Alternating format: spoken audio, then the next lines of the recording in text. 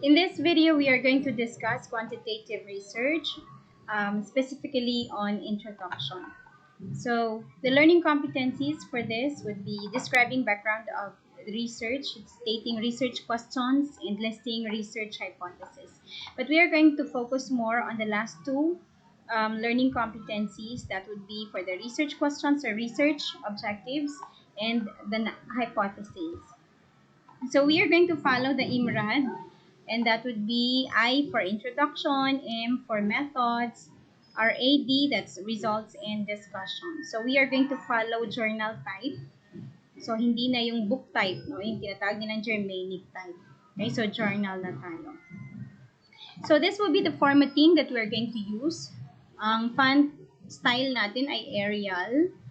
12 ang font size, double spacing. Ang isang paragraph should be composed of 5 to 8 lines only.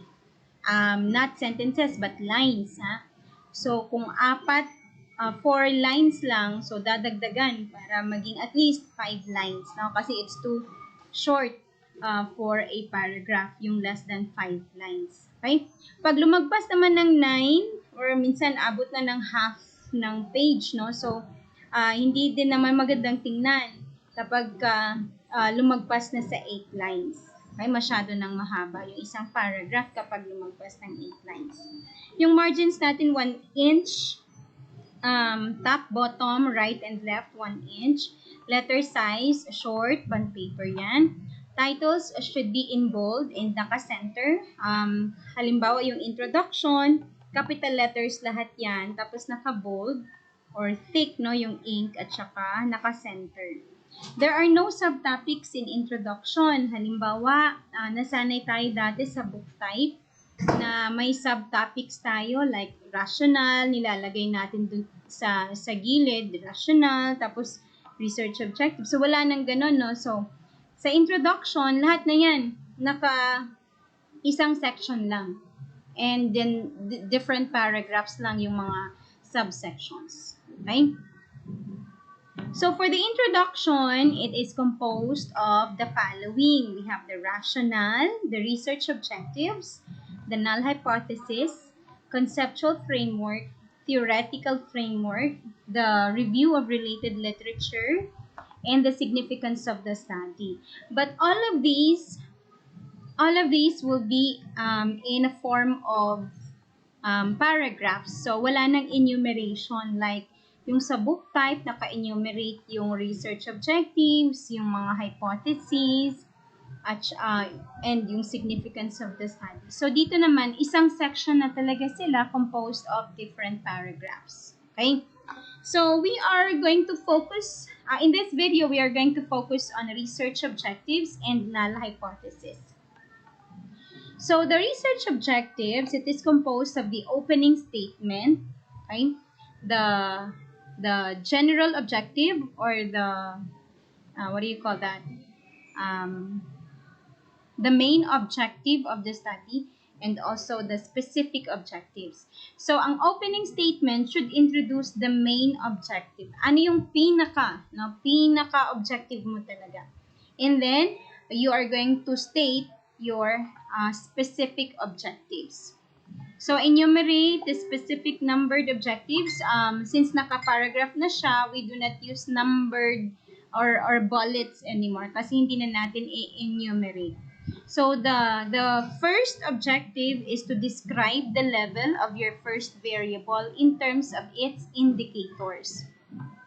Level tayo kasi kumuha tayo ng mga topics, no, na let's say yung sa Likert, naka-Likert scale. So, we are going to describe the level of the first variable. Halimbawa, yung first variable ay self-esteem. So, the level of self-esteem, no, of senior high school students in terms of, so yung in terms of, that introduces the indicators.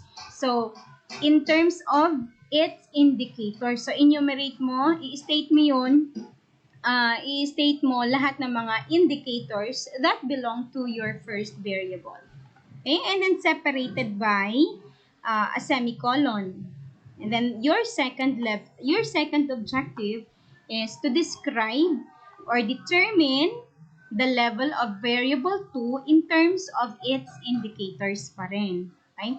Itong describe, determine, pwede niyong salitan gamitin yan. Hindi nyo lang, do not use the same word 3 times, more than 3 times, no? So, kung gumamit ka dito sa first na describe, gamitin mo sa second time would be determine. And on the third would be ascertain. Okay? So, determine the level of the second variable in terms of its indicators. And then, semicolon ulit, and the word and then you introduce your third objective, which is to determine the significant relationship between your variable 1 and variable 2. And then, you present your null hypothesis. Right? So, the null hypothesis would be there is no significant relationship between your first variable and your second variable. Let me show you an example.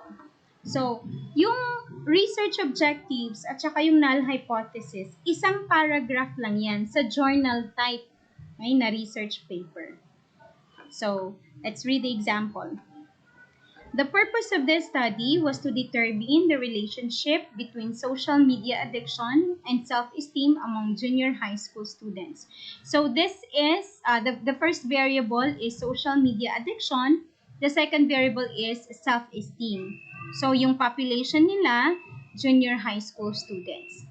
Okay, so the main objective of the study is to determine if there is a significant relationship between social media addiction and self-esteem amongst junior high school students. So that is here, that is stated here on the introductory statement.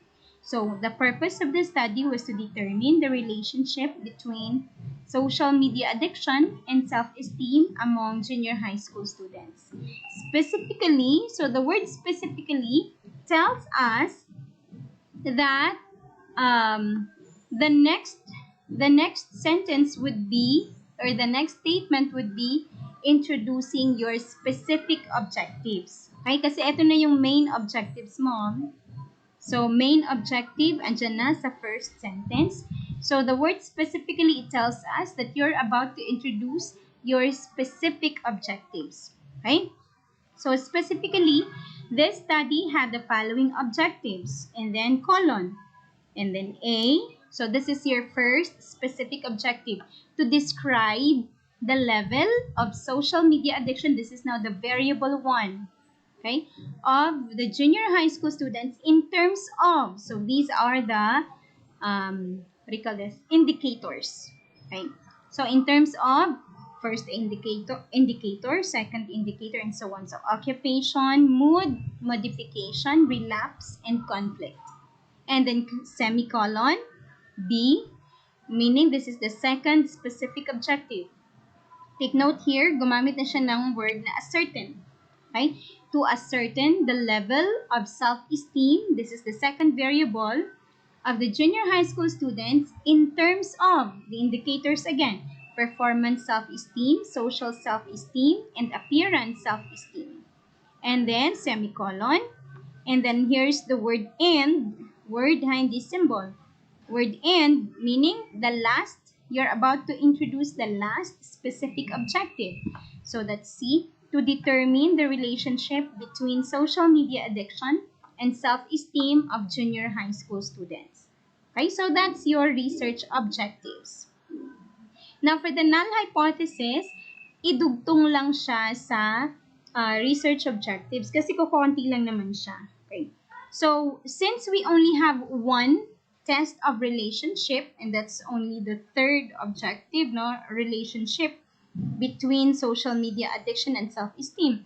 So, we only have one hypothesis. Okay?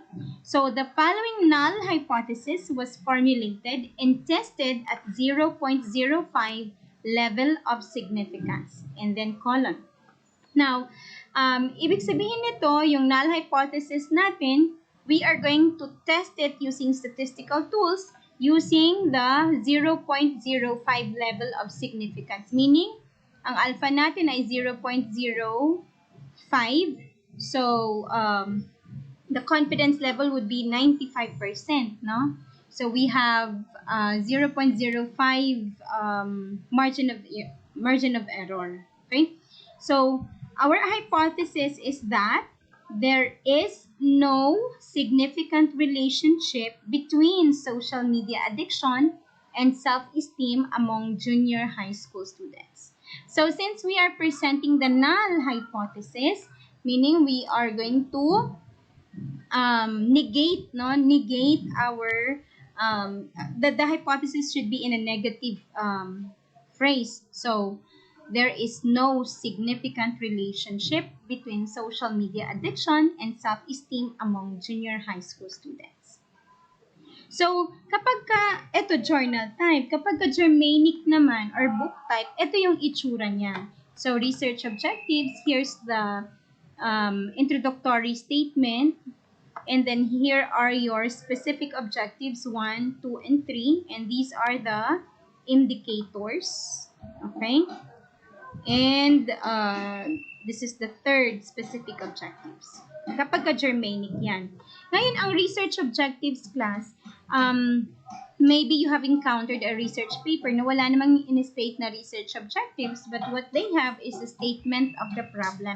They're actually the same. Kaya lang, ang kaibahan, yung statement of the problem in question form. Ayan o, question mark. In question form. What is the level of absenteeism of students in terms of, these are the indicators, and then question mark at the end.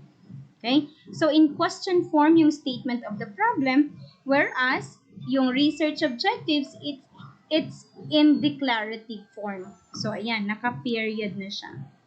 So, eto, kung gawin ko siyang statement of the problem, it could have been, what is the level of social media use of senior high school students in terms of academic socialization, and then question mark itong sa last. Okay, so basically, they are just the same. So, ito yung itsura ng Germanic type or book type. Sa atin naman, itong gagamitin natin kasi journal type tayo.